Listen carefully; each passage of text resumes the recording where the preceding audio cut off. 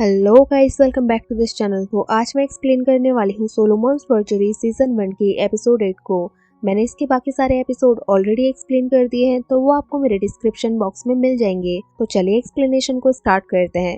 इस एपिसोड के स्टार्टिंग में हमें उस टाइम को दिखाया जाता है जब ली सुबो जिंदा होता है और वो कॉलेज में बैठा होता है। वो कुछ सोच रहा होता है, तभी वो वूयॉक को देखता है जो कि एक लड़के को परेशान कर रहा होता है और ली सुबो को ये देखकर बिल्कुल भी अच्छा नहीं लगता। हमें यहाँ पर दिखाया जाता है जो ली सुबो होता है वो डायरेक्टर हैन को उस वीआईपी पेज की फोटो भेजता है। अब डायरेक्टर हैन को देखते हैं तो उसके नीचे लिखा होता है कि ली सुबो को ये देखकर अच्छा नहीं लग रहा होता है कि कुछ बच्चे अपनी मनमानी कर रहे हैं। अब यहाँ पर हमें दिखाया जाता है जो डायरेक्टर हैन होता है वो ली सुबो से मिलने के लिए जाते हैं। यहाँ पर आने के बाद जो ली सुबो होता है वो उनसे कहता है कि आपने ये सब कुछ बिल्कुल भी अच्छा नहीं किया है। अगर कॉलेज में सब लोगों को ये बात पता चलेगी तो उनको अच्छा नहीं लगेगा। लेकिन डायरेक्टर हैन कहते हैं कि मुझे इसमें कोई भी गलती नहीं लगती। वो कहते हैं कि अगर हम बिना मेरिट लिस्ट के कुछ अमीर बच्चों को एडमिशन दे देते हैं तो इसमें बुराई ही क्या है। इससे गरीब बच्चों का ही फायदा होता है क्योंकि वो लोग डोनेशन देते हैं और उनकी पढ़ाई में हेल्प होती है। लेकिन ली सुबो को ये बात फिर भी अच्छी नहीं लग रही होती है।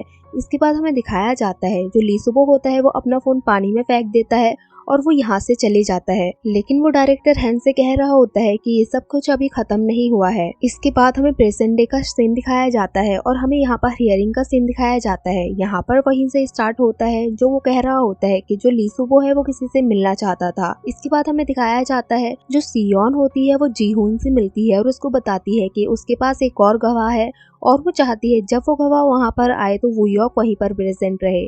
और ऐसा ही होता है। वापस से कोर्ट की हियरिंग का सीन दिखाया जाता है और जो सियोन होती है वो एक और गवाह को लेकर आती है और वहाँ पर वूयॉक भी होता है। वो जो लड़का होता है वो कह रहा होता है कि मैं जो कुछ भी कहूँगा सच कहूँगा। और इसके बाद वो यहाँ पर बताता है कि कुछ टाइम पहले, लगभग 1 साल पहले, जो वूयॉक है उसने उस लड़के को बहुत ही बुरी तरह से मारा था।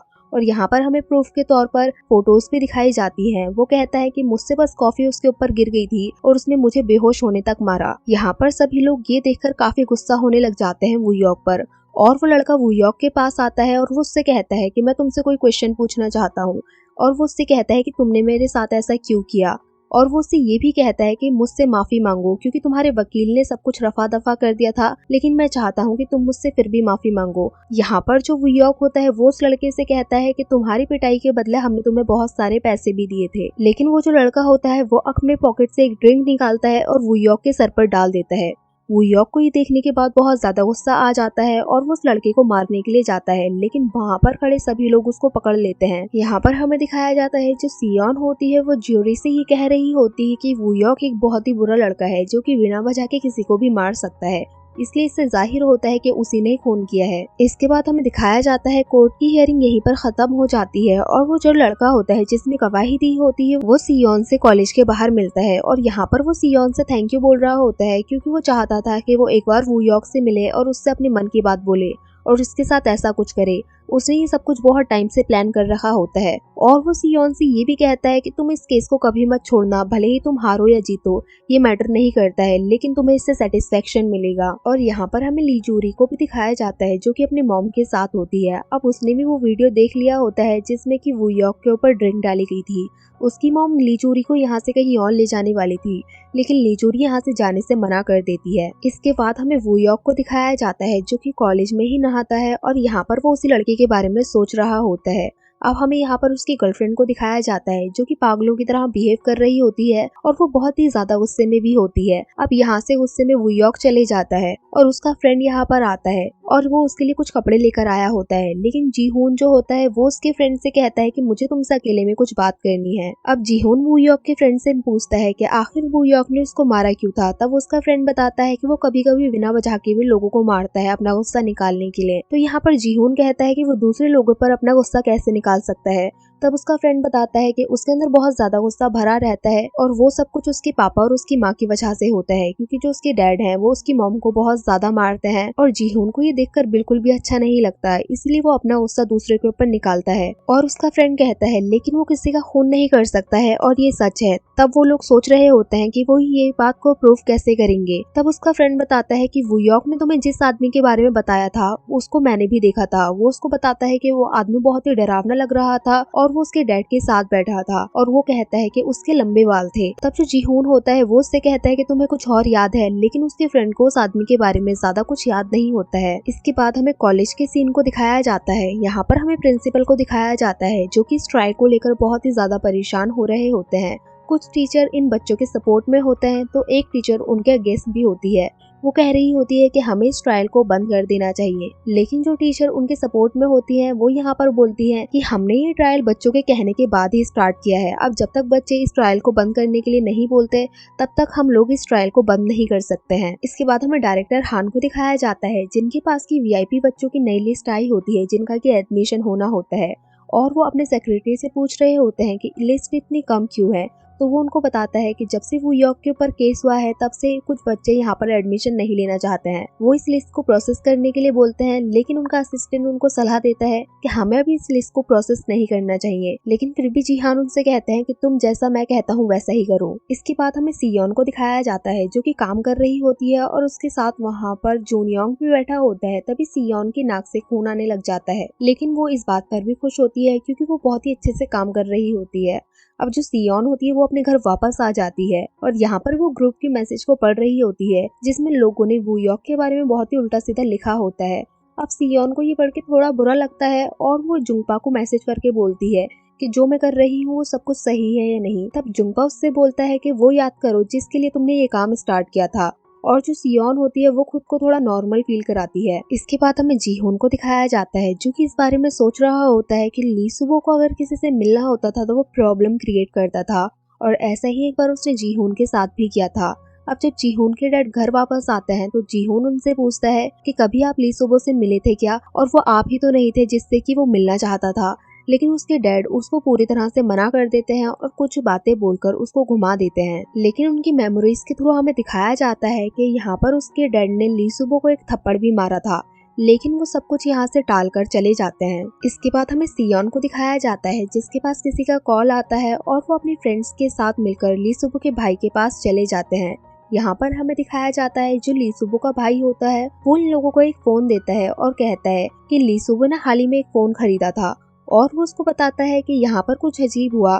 25 दिसंबर की रात वो उसके पास कंटिन्यूअसली 5 फोन आए। अब सियोन इस फोन को ले लेती है और उससे कहती है कि क्या मैं ये नंबर को नोट डाउन कर सकती हूँ, और वो उससे हाँ कहता है। जब ये लोग नंबर को नोट डाउन करके बाहर आते हैं तो सोच रहे होते हैं और उनको पता चलता है कि ये कॉल ली सुबो को लोकल बूथ से किए गए हैं। इसके बाद हमें दिखाया जाता है जो सियोन और उसकी फ्रेंड्स होती है वो डिटेक्टिव से मिलने के लिए जाती है, और यहाँ पर आने के बाद वो उनको सब कुछ बताती है। लेकिन यहाँ पर सियोन को अभी भी वू यॉर्क के ऊपर शक हो रहा होता है। तब जो डिटेक्टिव होती है वो उससे कहती है कि तुम्हें वू यॉर्क को छोड़कर किसी और साइड भी ध्यान देना चाहिए, हो सकता है ये काम किसी और का हो। इसके बाद हमें कॉलेज का सीन दिखाया जाता है जहाँ पर जी हून से मिलने के लिए वू यॉर्क की मॉम आई होती है और वो उसको अकेले में लेकर जाती है किसी कॉफी शॉप में, और यहाँ पर वो जी हून से कहती है कि मैं तुम्हें अपने बेटे की बेगुनाही का सबूत दे सकती हूँ, और वो उससे कहती है कि उस रात उसके डैड ने मुझे बहुत ज्यादा मारा था और इसलिए मैं हॉस्पिटलाइज्ड हो गई थी, और वो यॉर्क पूरी रात मेरे साथ ही था।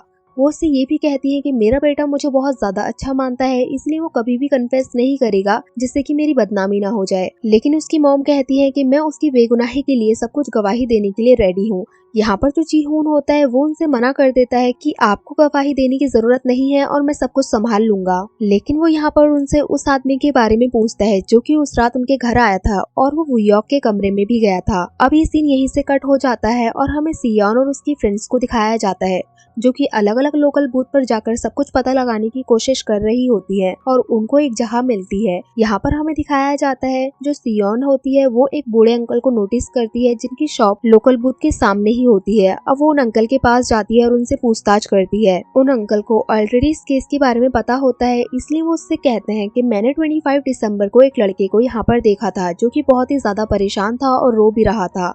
अब यहाँ पर वो लोग उन अंकल को कुछ फोटोज दिखाते हैं, लेकिन वो अंकल इन फोटोज में से पहचान नहीं पाते। तब उसकी फ्रेंड बाहर आकर कह रही होती है कि हो सकता है अंकल भूल गए हो, लेकिन यहाँ पर जो सियोन होती है वो उनसे कहती है कि मुझे नहीं लगता अंकल भूले हैं, मुझे लगता है कि जो भी फोटोज हमने उनको दिखाई इसमें वो लड़का है ही नहीं। और वो इस केस में अपने दूसरे फ्रेंड्स यानी कि ओपोनेंट की हेल्प लेने की बात करती है। और दूसरी साइड हमें दिखाया जाता है जो जी हून होता है वो सियोन के डैड से मिलने के लिए आया होता है, और यहाँ पर वो उसी आदमी के बारे में बात करता है जो कि फायर डिपार्टमेंट में काम करता है। और यहाँ पर हमें दिखाया जाता है जो जीहून होता है वो उस आदमी के कनेक्शन इस केस से भिड़ा रहा होता है, लेकिन जो सियोन के डैड होते हैं वो उससे पूछते हैं कि तुम इस केस में इतना इंटरेस्ट क्यों ले रहे हो। तब वो कहता है कि मैं रिस्पॉन्सिबल हूँ। जब वो इस बात को सुनते हैं तो वो अपनी बात को ही बदल देता है। वो कहता है कि मैं इस केस को लड़ रहा हूँ इसलिए मैं रिस्पॉन्सिबल हूँ और मैं चाहता हूँ कि जीहून जीत जाए। इसके बाद हमें दिखाया जाता है जो सियोन के डैड होते हैं वो प्रेसिडेंट चोई का कॉल रिकॉर्ड्स निकालते हैं। इसके बाद हमें सियोन के घर का सीन दिखाया जाता है। जो सियोन होती है वो अपने डैड से पूछ रही होती है कि आपने इस केस को बंद कर दिया क्या और इस केस में क्या रहा, लेकिन उसके डैड उसको कुछ भी नहीं बताते और वो कहते हैं कि वो केस बंद हो गया है। इसके बाद हमें सीन कट करके नेक्स्ट डे का सीन दिखाया जाता है और हमें प्रेसिडेंट चोई को दिखाया जाता है जिसको कि सियोन के डैड अरेस्ट करने के लिए आए होते हैं और वूयॉक के फादर जो कि चोई होते हैं वो उनको उठाकर ले जाते हैं। वूयॉक यहाँ पर उन लोगों को रोकने की कोशिश करता है और उसको कुछ भी समझ नहीं आ रहा होता है। वो अपनी मॉम से भी बात करता है, लेकिन जो उसकी मॉम होती है वो उससे इस केस से दूर रहने के लिए बोलती है और कहती है कि मुझे बहुत काम है। और दूसरी साइड हमें सियोन को दिखाया जाता है जो कि सभी लोगों को ये सारी बात बता रही होती है। वो यहाँ पर कह रही होती है कि ली सुबो के मरने वाले दिन उसके फोन पर 5 कॉल आए थे और वो सभी लोकल बूथ से आए थे और हमें अभी तक कोई भी सबूत नहीं मिला है। और यहाँ पर हमें दिखाया जाता है कि जीहून के पास एक कॉल आता है और उसको पता चलता है कि जो वूयॉक है वो अब केस नहीं लड़ना चाहता है और जो जीहून होता है वो यहाँ से भागकर वूयॉक के पास आता है। वो वूयॉक के पास आने के बाद उससे कहता है कि तुम केस क्यों नहीं लड़ रहे हो, तो वो कहता है कि मेरा अब लड़ने का मन नहीं है। तब जीहून उससे कहता है कि अगर तुम्हारे पापा अरेस्ट हो गए हैं इसका मतलब ये नहीं कि तुम्हारी जिंदगी ही खत्म हो गई है। तब यहाँ पर वूयॉक उससे कहता है कि तुम्हें ये बात कैसे पता। तब जीहून कहता है कि मैंने ही उनको अरेस्ट करवाया है। अब वूयॉक को ये सुनने के बाद बहुत ज्यादा गुस्सा आ जाता है और वो जीहून पर हाथ उठाता है और उससे कहता है कि तुम्हें कुछ भी नहीं पता है और तुमने सब कुछ खराब कर दिया है। और वो बहुत ज्यादा गुस्से में होता है, लेकिन जीहून उससे कहता है कि तुम्हारे डैड के साथ ऐसा ही होना चाहिए था क्योंकि वो एक अच्छे इंसान नहीं थे। अब यहाँ पर वूयॉक उससे कहता है कि तुम्हें कुछ भी नहीं पता है कि क्या होता है। तब हमें दिखाया जाता है जीहून बहुत ज्यादा गुस्से में आ जाता है और वो अपने यहाँ पर कपड़े खोल देता है और उसका अपनी बॉडी पर लगे हुए निशान दिखाता है कि उसके डैड ने उसको दिए होते हैं। अब यहाँ पर हमें दिखाया जाता है वूयॉक को ये देखकर थोड़ा बुरा लगता है और जीहून उससे कहता है कि मेरे डैड ने गुस्से में मेरी मॉम को इतना ज्यादा मारा कि उनकी डेथ ही हो गई। और जीहून ये सब कुछ बताते टाइम यहाँ पर बहुत ज्यादा रो भी रहा होता है और यहीं पर ये एपिसोड एंड हो जाता है। सो गाइस हमें कमेंट करके जरूर बताना कि आपको ये एपिसोड कैसा लगा। अगर अच्छा लगा हो तो लाइक करें, शेयर करें और कमेंट करें और सब्सक्राइब करें इस चैनल को ऐसी ही मजेदार वीडियोस को देखने के लिए। और हाँ, बेल आइकन को दबाना ना भूलें। Thank you for watching guys.